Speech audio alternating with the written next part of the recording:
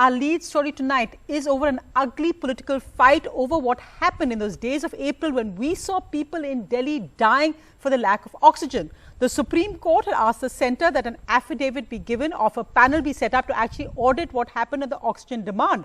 So the centre has now given an affidavit which says that Delhi had actually exaggerated its oxygen demand by up to 4 times. But after that affidavit, the Delhi government had a press conference with Deputy Chief Minister Manish Sisodia saying that there was no such report. In fact, this report was not even signed. This committee was headed by Dr. Guleria of AIIMS. It also included a senior doctor of Max and other doctors as well as the Delhi's Chief Secretary. However, the Max doctor has said that he didn't agree with this panel report. The Delhi bureaucrat also dissented. The traumatic few weeks in April-May when Delhi ran short of oxygen. Black Saturday के रूप से मैं उसको देखता हूँ। तो कोई ऐसी जगह नहीं छोड़ी जहाँ पर हमको इन्फॉर्मेशन न भेजे। मेरे भाई साहब और भाभी दोनों की इकट्ठी करती थी ऑक्सीजन की वजह से। ऑक्सीजन नहीं था जी। You have 130 patients on your shoulders in your hospital and your oxygen is running out. They were my patients. They were my responsibility. They came on faith of Dr. Baruja and Jaipur Golden Hospital. Now, this affidavit filed in the top court by the centre has created a political slugfest in the capital. A senior official told the Supreme Court subgroup, headed by the AIIMS director, that Delhi used the wrong formula to calculate oxygen requirement and made exaggerated claims. Top union ministers, including the finance minister and BJP leaders, tweeted the report to target the Kejriwal government. The Delhi chief minister retorted on Twitter, "While you were holding election rallies, I was awake all night arranging for oxygen. People have lost their loved ones due to lack of oxygen. Don't call them liars. They feel so bad." While the Delhi government officials have deposed before the panel, the AAP government refuses to acknowledge the interim report as it says there are no signatories. Bharatiya Janata party के नेता सुबह से जिस तथाकथित report के हवाले से अरविंद केजरीवाल जी को गाली दी जा रहे हैं, वैसी कोई रिपोर्ट एग्जिस्ट ही नहीं करती।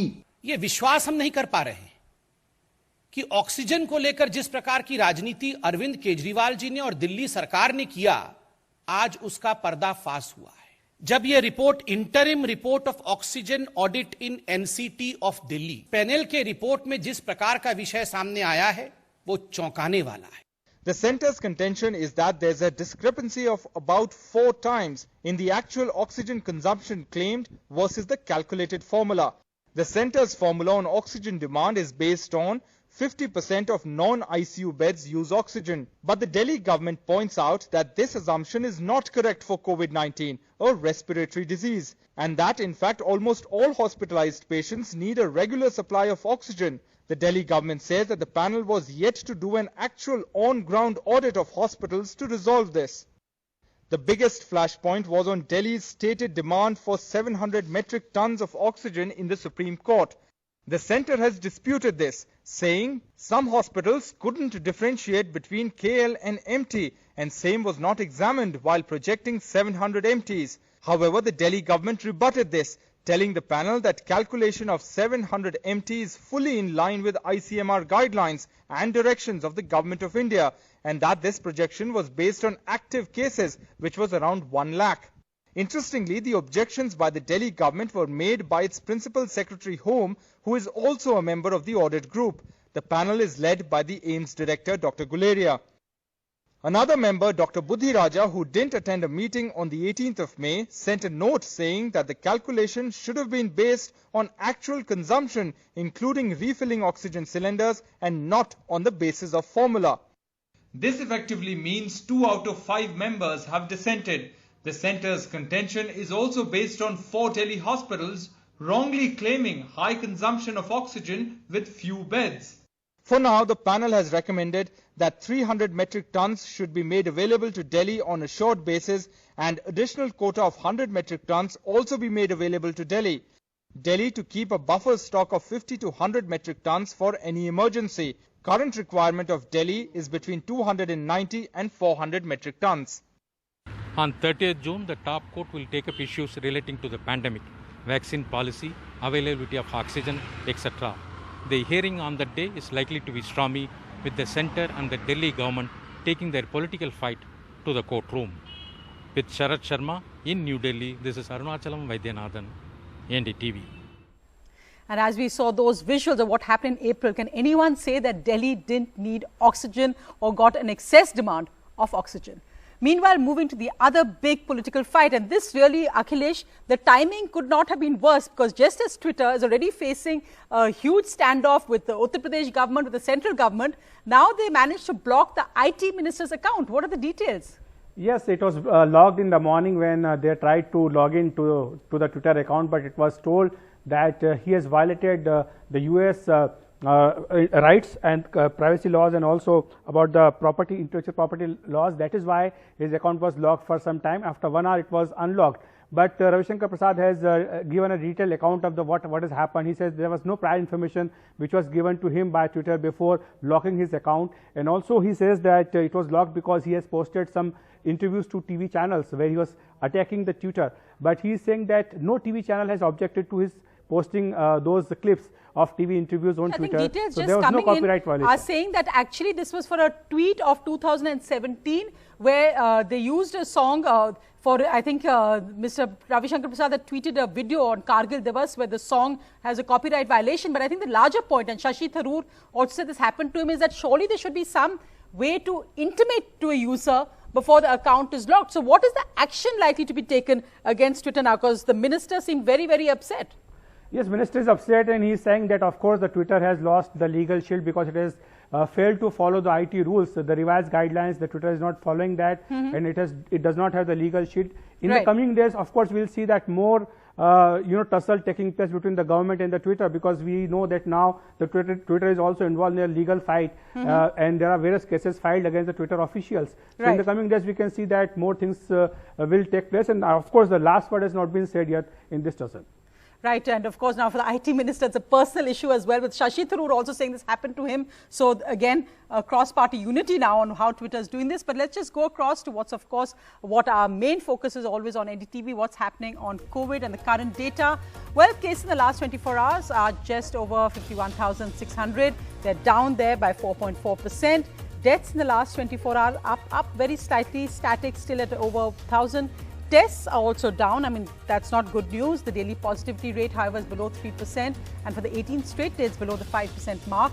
The vaccination in the last 24 hours is over 60 lakhs. It's down 6.4%. But as we know, this is really a record-breaking week, because vaccinations so far today, this Friday night, are over 57 lakhs. And this has really been a record-breaking week, because as we can see, there have been over 3 crore vaccinations just this week.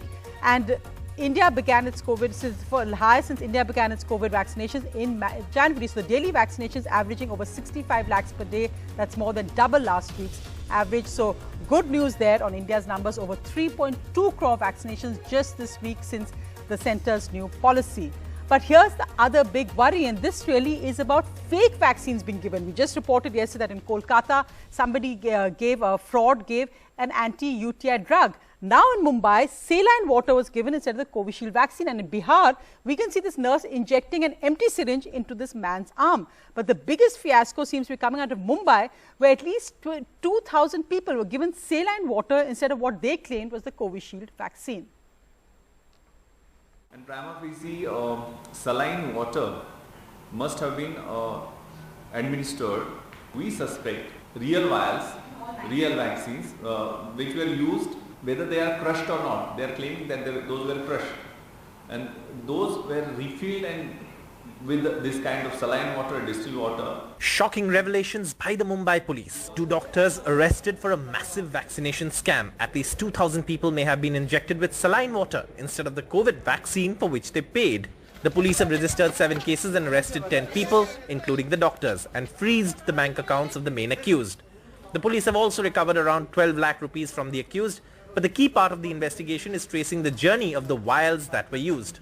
We are certain and confident that this all vials, the route goes to one hospital, and we have arrested both the doctors from that hospital. 114 fake certificates loaded on COVID app have been received so far. For the police now, the key job is to figure out who received what.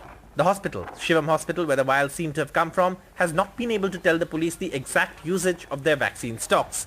But for those who receive jabs through the fraudsters, the worry is huge. The Mumbai police have booked the accused under strong sections of the law, including culpable homicide not amounting to murder, to send a message to those indulging in fraud during the pandemic and playing with lives of people. Meanwhile, the Bombay High Court has asked the BMC to come up with a policy on an urgent basis to prevent such incidents in the future. With camera person Sanjay Mandal in Mumbai, Saurabh Gupta, NDTV.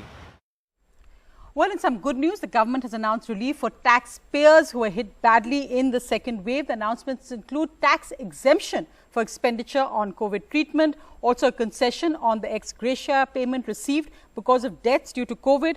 Also, the government has extended the deadline by 3 months for linking PAN and Aadhaar, and the amount paid for medical treatment on an employee by the employer because of COVID won't be taxed. So some good concessions there. So let's just look now also at what we've been tracking, the Delta Plus concern. 48 cases reported from 11 states. Now, very important to remember that all these cases actually happened in April, May. It's only because the genome sequencing is being done now that we know that these were the number of cases in these states. But as you can see, it is a spread across 11 states. So the government says it is at the moment a variant of concern, but not a major worry because the cases are still very low.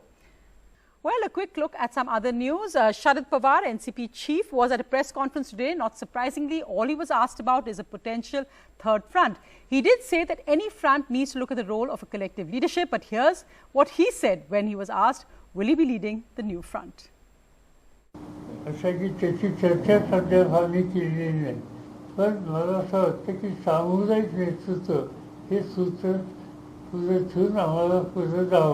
Sharad Pawar ने फार वर्ष आपले उद्योग केले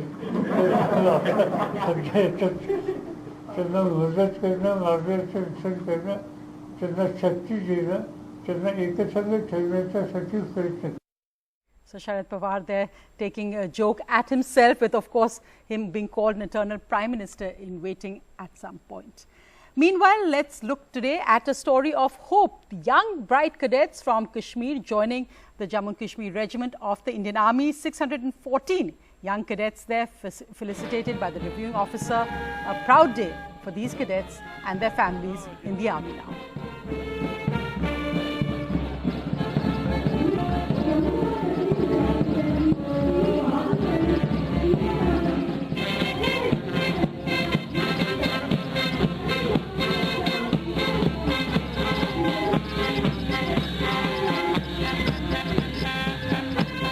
खुश हूँ कि आज पूरे 1 साल की कठिन ट्रेनिंग पास करके हम सोल्जर बने हैं और मैं बहुत खुश हूँ। हमारे जो पूरे स्टाफ है उन्होंने बहुत मेहनत की हम पे।